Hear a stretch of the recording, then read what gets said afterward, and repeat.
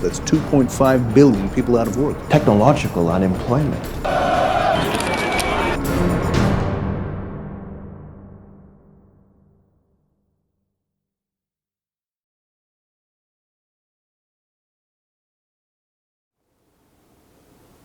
Doesn't matter that I have no place to go.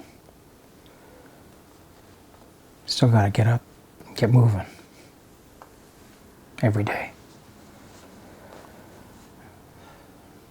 They downsized me, so we downsized to this. At least there's a roof over our head. We never wanted to be business people.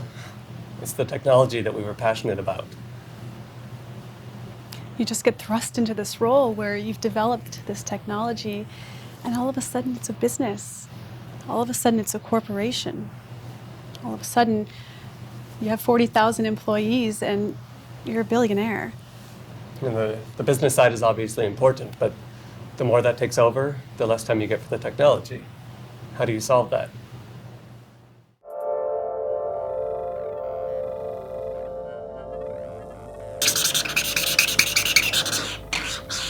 Feels like I'm back in grade school. Guess you gotta do what you gotta do. By 2017, the march toward automation wasn't the stuff of science fiction anymore, it was fact. The monstrous assembly line robots of years past had been replaced with machines that had fine motor skills that rivaled the humans.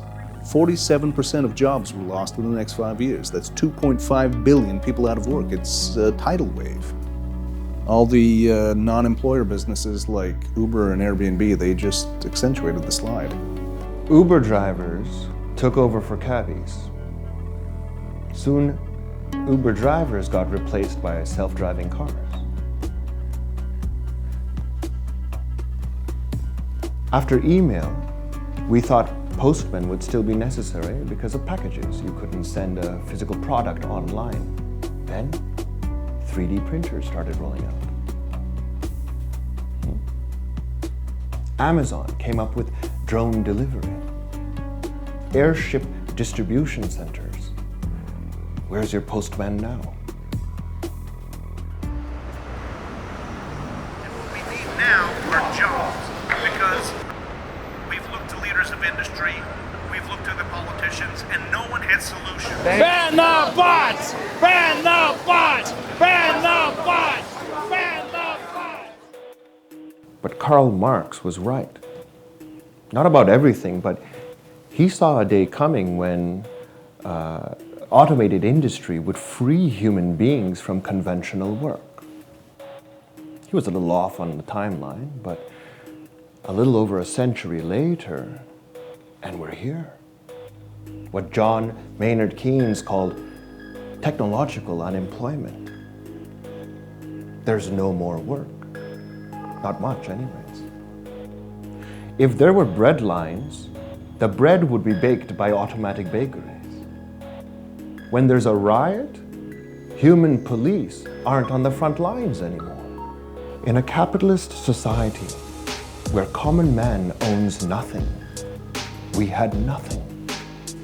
And that's why.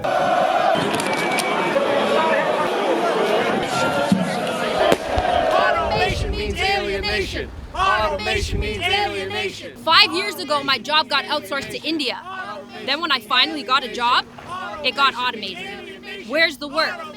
Where are the opportunities? Universal basic income was an idea that was supposed to work. I mean, it did work in all its test cases. Mincome in Manitoba, Oakland and Finland. It had support from across the political spectrum.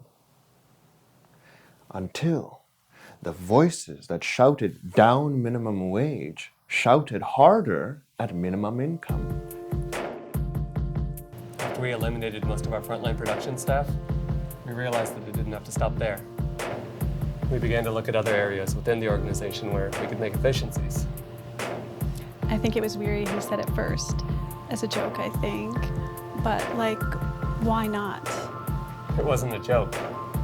I mean, if you think about what a chief executive officer's job is, it's to maximize the value of the entity, to give the shareholders the biggest ROI. It's policy, it's strategy. Now, a human being, they're doing that through a mix of facts and instinct. But an automated system has something greater than instinct. It has every financial deal, every business decision, every fact, every figure, all of that, right at its proverbial fingertips. Just like automated trading systems revolutionized the stock market, automated executives will revolutionize how we do business from the top down. Meet C3O. It's probably not as impressive as an old guy in a three-piece suit, but way more efficient. And it fits on a USB key. Does it actually work? It's been running our business. For how long? For the last year. Who's going to buy all the products when there are no more jobs? Unless the 1% need a lot of widgets. Though, with this C3O, I guess there'll be a little less of that 1%. I used to think protests were pointless, toothless. But here I am. Ban the bots! Ban the bots! When we started, they were telling us that it would never work. Executives were considered in the top 9 of irreplaceable jobs, that you still need a human being to be the face of the company for press conferences, quarterlies. But C3O had an enormous amount of past work to draw from. Natural language processing lets it draft the message. Speech synthesis means that it can still be on the quarterly update call. And the best part? No more huge salaries. All those millions we used to pay to a human CEO, that money is going back to the shareholders. Why would you choose anything else?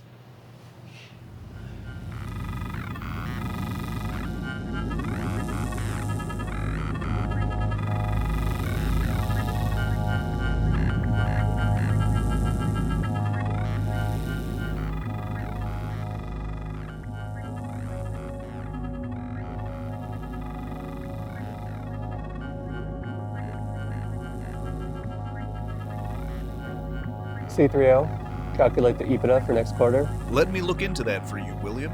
Next quarter's EBITDA is expected to be over 30